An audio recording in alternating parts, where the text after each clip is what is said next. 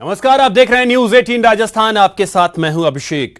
शांति की दुहाई और पायलट की रिहाई। जी हां, भारत के कूटनीतिक दबाव के आगे पाकिस्तान झुक गया और विंग कमांडर अभिनंदन के रिहाई को तैयार हो गया। कल पाकिस्तान अभिनंदन को रिहा करेगा तो क्या माना जाए यह हिंदुस्तान के जीत का अभिनंदन है। स्वागत, वंदन, अभिनंदन, ये देश का अभिनंदन है। हिंदुस्तान की जीत का अभिनंदन है। कूटनीतिक जीत का अभिनंदन है। नई नीति और नई रीति का अभिनंदन है। जिस अच्छी खबर का इंतजार 125 करोड़ हिंदुस्तानियों को था, आखिर वो आ ही गई। वीर पायलट अभिनंदन पाकिस्तान से हिंदुस्तान लौटेगा। हिंदुस्तान का पायलट हमने पकड़ा हुआ है। हम एज ए पीस जेस्टर हम उसको कल रिहा करने लगे हैं हिंदुस्तान को वापस। तो अभी एक पायलट प्रोजेक्ट हो गया, अभी रियल करना है, पहले तो प्रैक्टिस थी। भारत की चेतावनी का ही असर है कि कल तक विंग कमांडर अभिनंदन को लेकर सौदेबाजी कर रहा पाकिस्तान आज झुक गया है। हालांकि अमेरिकी राष्ट्रपति डोनाल्ड ट्रंप ने पहले ही संकेत दे दिए थे कि जल्द भारत और पाकिस्तान की तरफ से एक बड़ी अच्छी खबर आने वाली है। And we have some reasonably decent news. I think hopefully that's going to be coming to an end. It's been going on for a long time, decades and decades. There's a lot of dislike, unfortunately. So we've been in the middle trying to help them both out, see if we can get some organization and some peace. America की मध्यस्थता के बाद पाकिस्तान झुक गया है और बिना किसी शर्त के विंग कमांडर अभिनंदन की रिहाई पर हामी भी भर दी। अब पूरा देश वीर पायलट के वेलकम को तैयार है। इंतजार है उस वीर सपूत का जो पाकिस्तान की गिरफ्त में भी शेर सा जिगर लिए खड़ा रहा। Bureau report, news 18 network. चलिए अब आपको दिखाते हैं सीमा से सटे गांव में रह रहे लोगों का जोश, जिसे देख पाकिस्तान भी पस्त हो जाएगा। ये रिपोर्ट देखिए। आ नापाक, हम हैं तैयार। सीमा पर जोश इज हाई। देख लो भारत का जोश। ये है नए हिंदुस्तान का दम। डर काहे का दो? करेगी तो सरकार करेगी, रखवाली करेगी सरकार करेगी, रिक्शा करेगी तो सरकार करेगी, भगाएगी तो सरकार भगाएगी।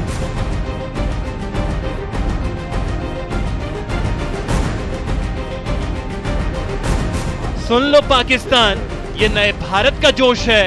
ये नई नीति और नई रीति का देश है।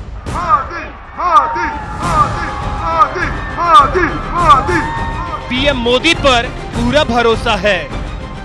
मैं देशवासियों को विश्वास दिलाता हूं कि देश सुरक्षित हाथों में है। जब देश के प्रधान से सुरक्षा की पूरी गारंटी हो, जब भारत पाकिस्तान में घुसकर मार रहा हो, तो डर यूं ही काफूर हो जाता है, सीना फौलादी हो जाता है, मरुधरा में दिल और हौसला यूं ही मजबूत हो जाते हैं।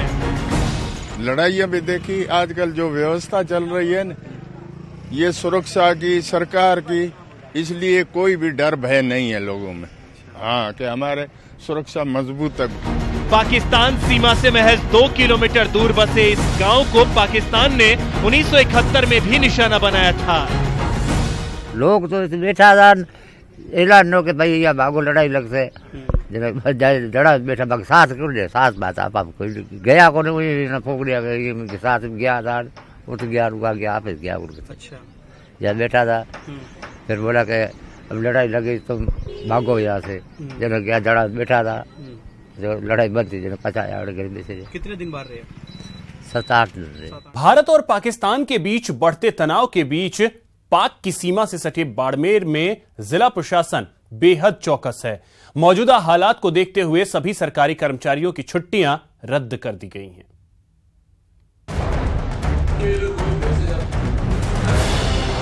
पुलवामा हमले और फिर पाकिस्तान में घुसकर भारतीय वायुसेना के पराक्रम के बाद दोनों देशों के बीच तनाव लगातार बढ़ता जा रहा है। ऐसे में प्रदेश के सीमावर्ती बाड़मेर जिले में खासी हलचल है। ताजा हालात को देखते हुए जिला प्रशासन पूरी तरह एक्टिव है। जिला प्रशासन ने जहां सभी अधिकारियों कर्मचारियों की छुट्टियां रद्द कर दी हैं, वहीं सेना नागरिक सुरक्षा बैठक की और लोगों से आपातकालीन परिस्थितियों से जुड़े हर मुद्दे पर चर्चा की। जिला कलेक्टर हिमांशु गुप्ता ने कहा कि किसी को भी पैनिक होने की कोई जरूरत नहीं है। सिविल डिफेंस की जो कोऑर्डिनेशन कमेटी की मीटिंग होती है वो आज हमने कर ली सिविल डिफेंस की। तो जो प्रिपेयर्डनेस प्रशासन की ओर से होनी चाहिए, प्रशासन प्लस पुलिस, उसकी व्यवस्थाएं हमने निर्देश दे दिए हैं। जी मैंने जारी करा है वो। तो ये जितने भी मेजर्स लिए गए हैं ये सेफ्टी मेजर्स हैं प्रिपेयर्डनेस के लिए। पर इससे मेरी रिक्वेस्ट रहेगी बाड़मेर की पब्लिक से भी कि ये पैनिक वाली स्थिति नहीं है, कोई इस तरह की कोई वैसे नहीं है।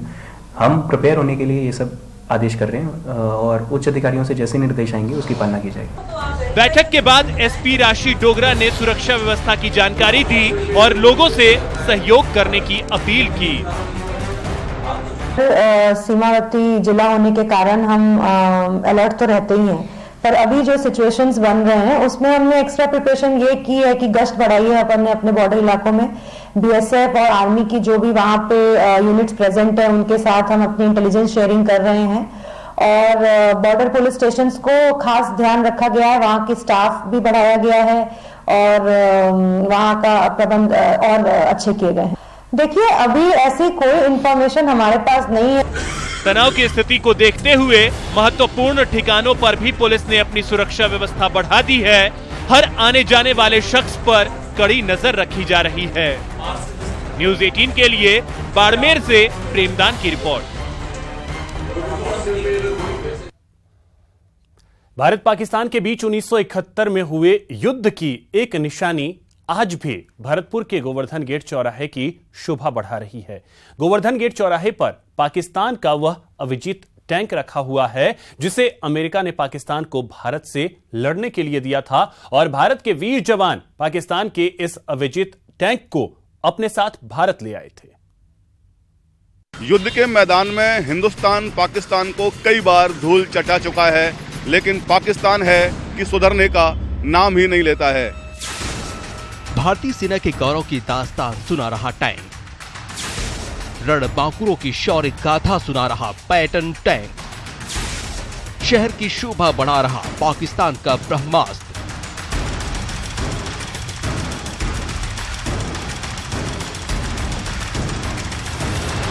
ये वो शय है जिसके सहारे कभी पाकिस्तान भारत को धूल चटाने की नापाक हसरत संजोए हुए था। दिल्ली को रौंद डालने का मंसूबा पाले बैठा था, पर भारतीय लड़ाकों के पराक्रम के आगे ये पाकिस्तानी ब्रह्मास्त्र पस्त हो गया। भारतीय जाबाजों ने इसका वो हाल किया कि पूछिए मत।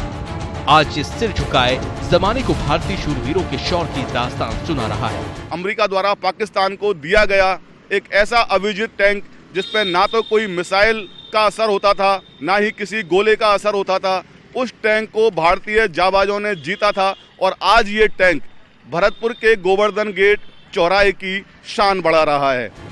1971 के युद्ध में भारत ने न सिर्फ पाकिस्तान को धूल चटाई बल्कि उसके दो टुकड़े भी कर दिए। इतना ही नहीं, भारतीय जाबाज पाकिस्तान के उस अविजित टैंक को भी साथ ले आए जिसे अमेरिका ने पाकिस्तान को भारत से लड़ने के लिए दिया था। अमेरिका ने अपना ऐसा अविजित टैंक पाकिस्तान को दिया जिसको न मिसाइल, न बम, न किसी भी तरह से नष्ट नहीं किया जा सकता था, लेकिन भारतीय सैनिकों ने उसको गोलों को अपनी छाती से बांधकर जमीन पर लेट करके और उसको ध्वस्त किया और उसके विजय के रूप में यहाँ भरतपुर के गोवर्धन गेट पर हुए अमेरिका का पैटर्न टैंक यहाँ भारत के जाबाज सैनिकों की शौर्यता और वीरता को प्रदर्शित कर रहा है।